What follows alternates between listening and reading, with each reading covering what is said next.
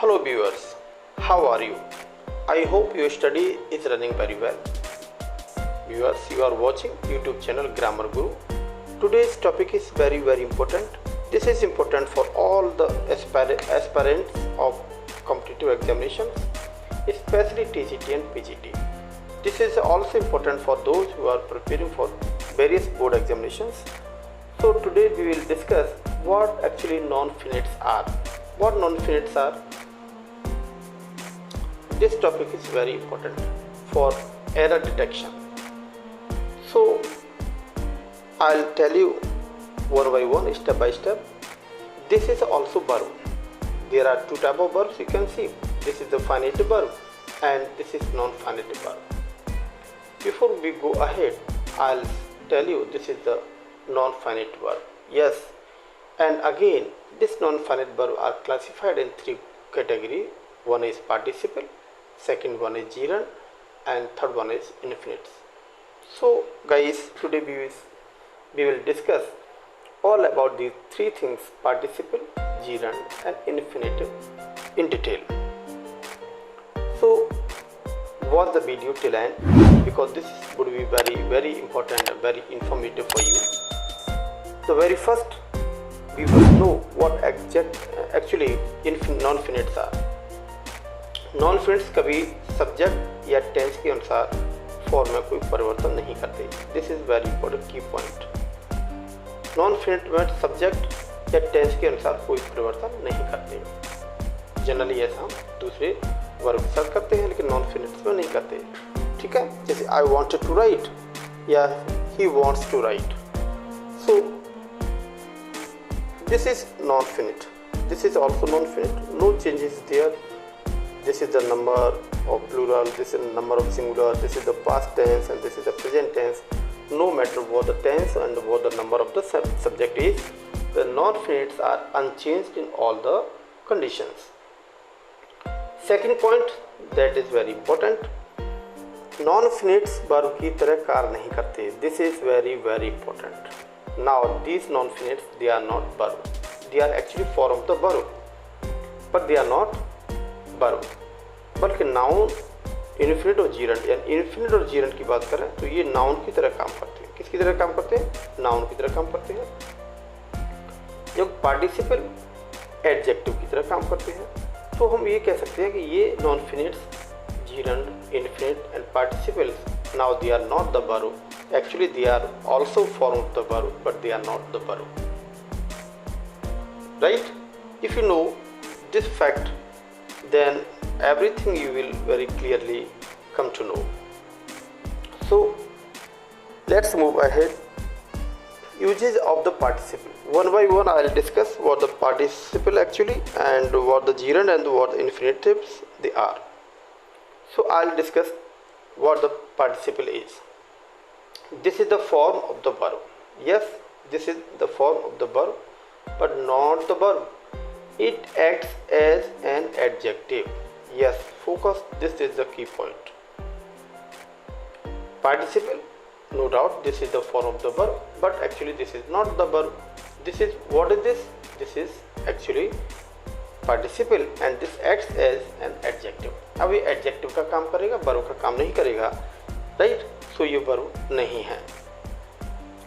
These participles are three types. We will discuss one by one. Number one, this is the present participle. Present participle बनाते कैसे? Main verb की first form में ing लगाने से participle बन जाता है. कौन सा पार्टिसिपल? Present participle. पार्टिसिपल कितने प्रकार के हैं? तीन प्रकार के. Number one, present participle. Present participle बनाने के लिए मेन वर्ब की फर्स्ट फॉर्म में ing लगाएंगे. हिंदी में अगर हम देखें हिंदी के अर्थ में तो कर, करके, हुआ या हुए, ये शब्द हम देखेंगे तो हम निश्चय ही समझ जाएंगे कि यहाँ पर पार्टिसिपल का यूज होना है. कब करते हैं इसका यूज? प्रेजेंट पार्टिसिपल का यूज कब करेंगे? जब दो या दो से अधिक सिंपल सेंटेंस हों जिनमें एक ही सब्जेक्ट हो. सबसे बड़ा की पॉइंट यही है कि दो या दो से अधिक सिंपल सेंटेंस हों और उनमें सब में सब्जेक्ट एक होगा तो आप निश्चय ही प्रेजेंट पार्टिसिपल का यूज करेंगे. दूसरी बात, दोनों घटना एक के बाद एक हो रही हो, यानी दो सेंटेंस होंगे, इट मीन्स दो घटना एक साथ हो रही होंगी और दोनों ही घटनाओं में एक के बाद एक होंगी दूसरी वाली घटना पहली वाली घटना का परिणाम होगी। It's a very very important and this is the key point. यानी दूसरी वाली घटना है वो पहली घटना का ही परिणाम होगी। ऐसी कंडीशन हम समझ लेंगे कि यहाँ प्रेजेंट पार्टिसिपल का यूज किया जाएगा। आइए जानते हैं इसके आगे और कैसे करते हैं इसको। अगला पॉइंट हम देखें, जब जो घटना पहले शुरू होती है उसका प्रेजेंट पार्टिसिपल बनाते हैं। दो घटनाएं होंगी, एक के बाद एक इवेंट होंगे, तो जो पहले शुरू होगी उसी का हम प्रेजेंट पार्टिसिपल बनाएंगे। कैसे बनाएंगे हम पहले डिस्कस कर चुके हैं कि मेन वर्ब की फर्स्ट फॉर्म में आईएनजी लगा देते हैं। आइए देखते हैं। He was hungry, he stole some bread. ये दो सेंटेंस है सिंपल, दोनों में सब्जेक्ट एक ही है। यस, एक के बाद एक घटना हो रही है, तो पहले काम कौन सा हुआ, ही वाज हंग्री। तो इसका पैसे बनाएंगे तो बाज की फर्स्ट फॉर्म बी और बी में लगा देंगे ING. It would be being hungry, he stole some bread. इस प्रकार से हम सिंपल सेंटेंस बना सकते हैं। आइए देखते हैं।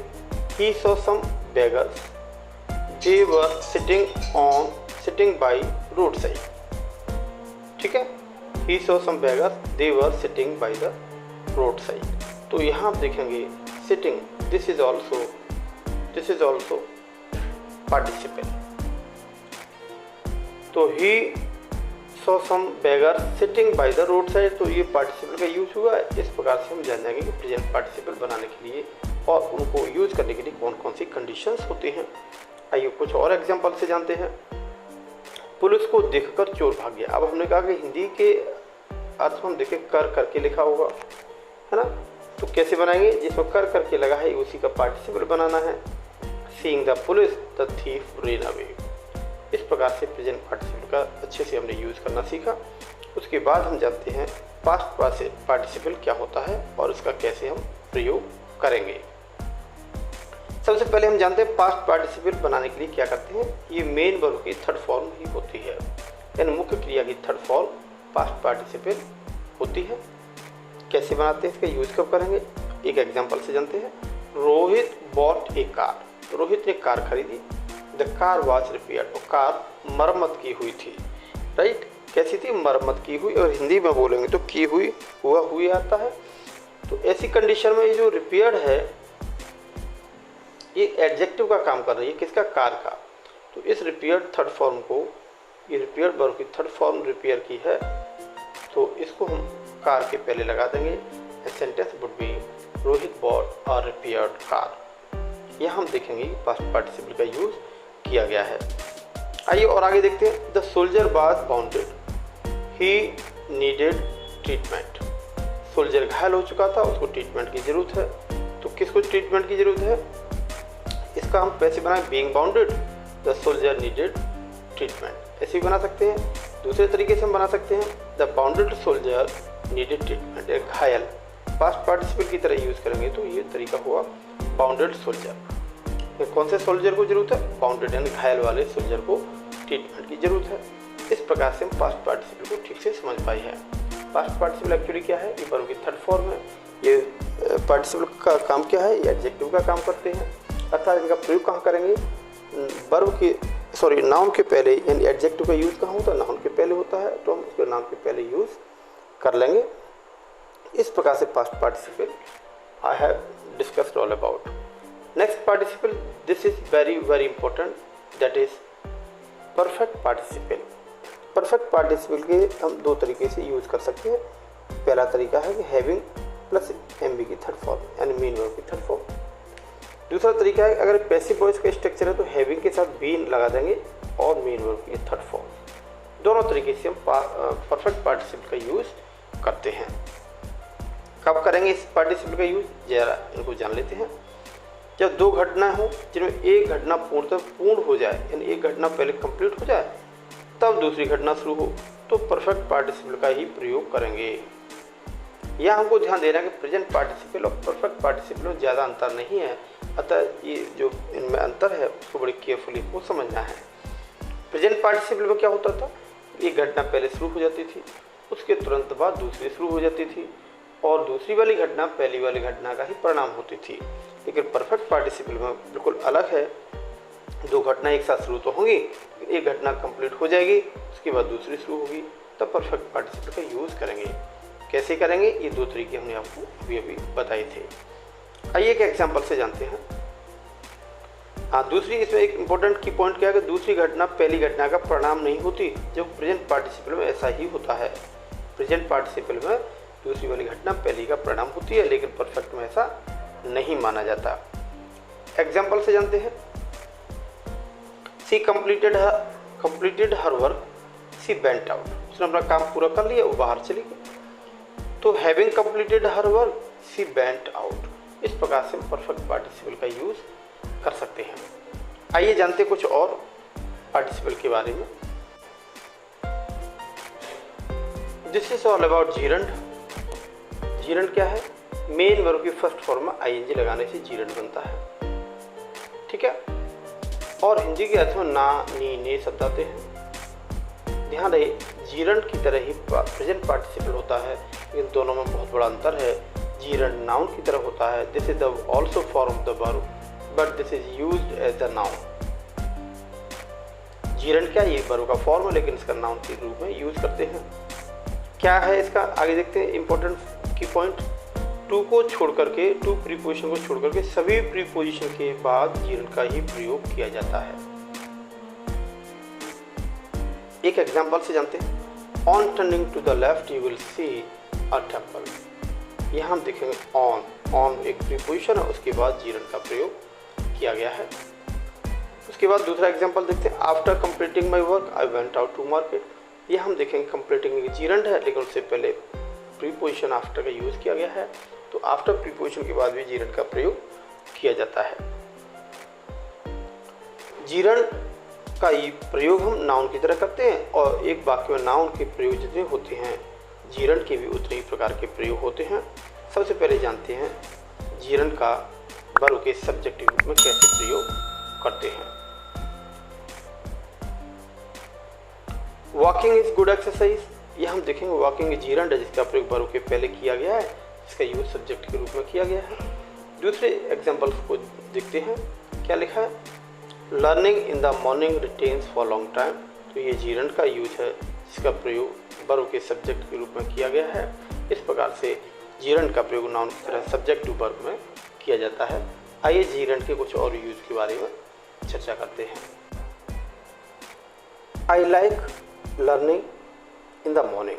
तो आप देखेंगे ये लर्निंग है, एक जीरंड है, इसका प्रयोग लाइक वर्ब के बाद किया गया है, ऑब्जेक्टिव वर्ब के रूप में इसका यूज किया गया है। तो नाउन का भी प्रयोग हम ऑब्जेक्टिव वर्ब में कर सकते हैं, जीरंड का भी ऑब्जेक्टिव वर्ब के रूप में कर सकते हैं। ध्यान रहे, जीरंड वर्ब का फॉर्म है, लेकिन वर्ब नहीं है। He started laughing at the poor. तो स्टार्टेड एक वर्ब है, और उसके बाद लाफिंग जो एक जीरंड है, this is again gerund in the form of objective verb. अगला use objective preposition and gerund का प्रयोग ऑब्जेक्टिव प्रीपोजिशन के रूप में कर सकते हैं, जिस प्रकार से नाउन का भी यूज करते हैं। आइए जानते कैसे। He is fond of dancing. ये डांसिंग एक जीरंड है, उसके पहले हम देखते हैं प्रीपोजिशन ऑफ का यूज हुआ है, तो ऑफ प्रीपोजिशन के बाद जीरंड डांसिंग का प्रयोग हुआ है। That's why we can say this is use of gerund as object to a preposition. एक और एग्जांपल से जानते हैं। I am sure of doing this. Sure of, this is the preposition and this is the gerund. So gerund का use object to preposition के रूप में किया गया है। एक और यूज है जीरंड का, जिसे हम देखते हैं। क्या है? Complement to a verb. Verb के कंप्लीमेंट के रूप में यूज करते हैं। कंप्लीमेंट के रूप में कैसे करते हैं? Gerund is use after is are am बाजवर। जब इज आर एम बाजवर के बाद जीरंड का यूज होता है, तो कंप्लीमेंट टू ए वर्ब के रूप में इसको माना जाता है। For that, for example, seeing is believing. You will C, this is the verb, helping verb is, and this is the gerund. Seeing is believing, this is the best example for use of gerund as a complement to a verb. My hobby is teaching. Again, this is the helping verb is, and this is the teaching, this is the gerund. So this is again used as a complement to a verb. इस प्रकार से हमने 4 प्रकार के gerund का एक sentence में use करना सीखा। और last but not the least, this is the apposition to a noun. gerund का प्रयोग हम नाउन के बगल में रख करके भी कर सकते हैं। जैसे बुक रीडिंग, बुक नाउन है, उसके बाद reading, this is the gerund. book reading is a good exercise. So this is the best example for using gerund as a apposition to a noun. So friends, इस प्रकार से हमने gerund के बारे में, उसके प्रयोग के बारे में अच्छे से डिटेल से जाना। इस पर बेस्ड बहुत सारे क्वेश्चन विभिन्न प्रतियोगी परीक्षाओं में पूछे जाते हैं, अतः आपको इसे बड़े केयरफुली से समझना होगा और इस पर बेस्ड एक्सरसाइज आपके प्रिस्क्राइब्ड बुक जो आपके पास उपलब्ध है उसे करेंगे। इस पर बेस्ड में कुछ एक्सरसाइज बाद में कराऊंगा। आइए जानते हैं इनफिनिट के बारे में। इनफिनिट क्या होते हैं? This is again the same question. Infinite is also form of the verb. Yes, this is also form of the verb, but this is not the verb. This is used as the noun. Again, this is very important. This is the key point. What the infinite actually are? They are the form of the verb. Yes, क्या होता है? To plus main verb की first form. gerund में क्या होता है? First form में ing लगाते हैं।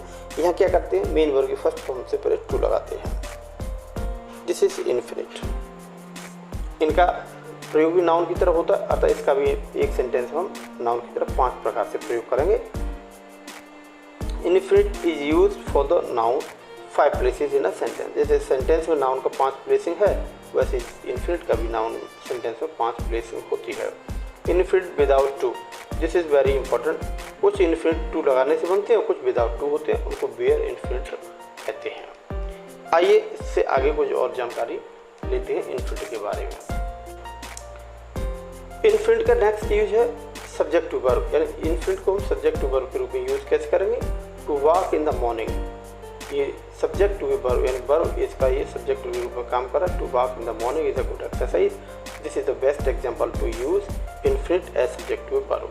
Next example, to write is a good exercise. This is again as a subject, and to sing a song, this is again subject to verb is.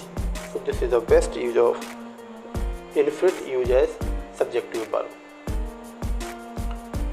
आइए जानते हैं सब ऑब्जेक्ट टू वर्ब, इनफिनिट का प्रयोग object to verb में कैसे करते हैं। He wants to go, this is the verb and this is the infinite to go. This is the best use of infinite as object to a verb. Let's know.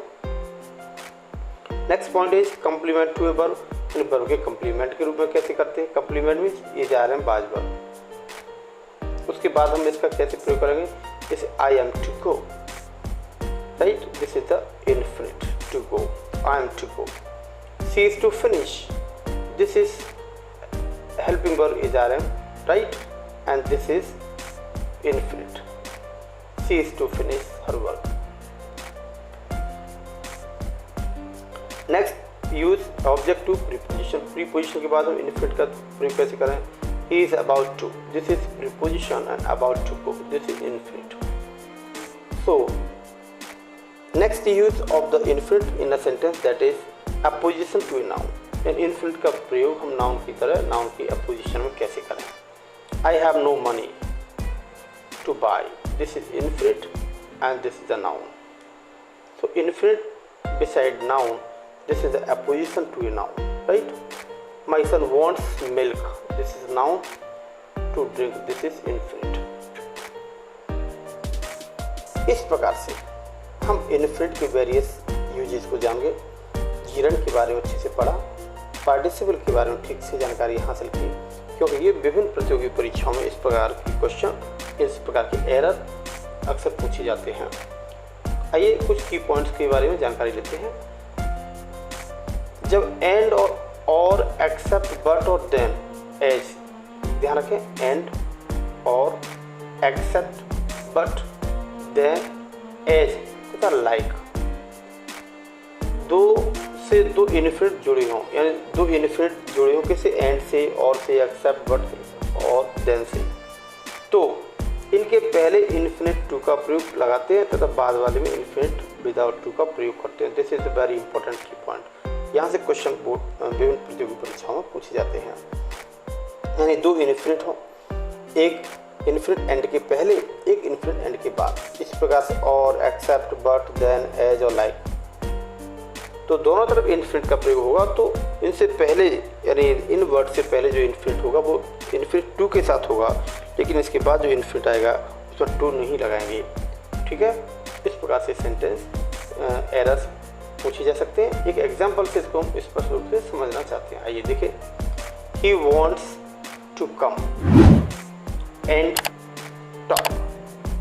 यहाँ हम देखेंगे ये where infinite है, यानी इसमें to की जरूरत नहीं है, बिना टू लगाए ही इसको हमने इन्फिनिट टू का प्रयोग कर दिया है। तो इस प्रकार से हमने विभिन्न डायमेंशन में नॉन फ्रेंड्स को समझा, नॉन फ्रेंड्स के बारे में काफ़ी जानकारी हासिल की। इस पर बेस्ड एरर्स और कुछ एक्सरसाइज मैं अगले वीडियो में ज़रूर कवर करूँगा। I think you find this video very informative. If you think this is useful for you, so please do share, subscribe and press the bell icon to get the notification very first when I upload the next video. So stay motivated. Thank you for watching.